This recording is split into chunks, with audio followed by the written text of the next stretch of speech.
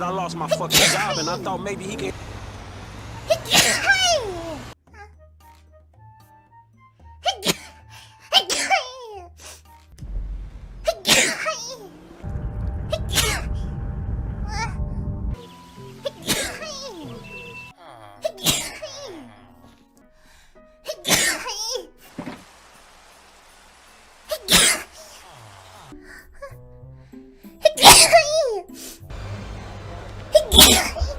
言うもんやからみかじめせびりに来たんだろ。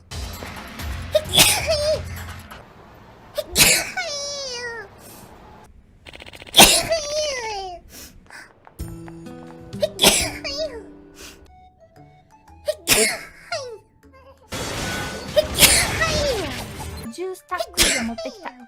もう助かる。ミコ先輩また GTA カジノ。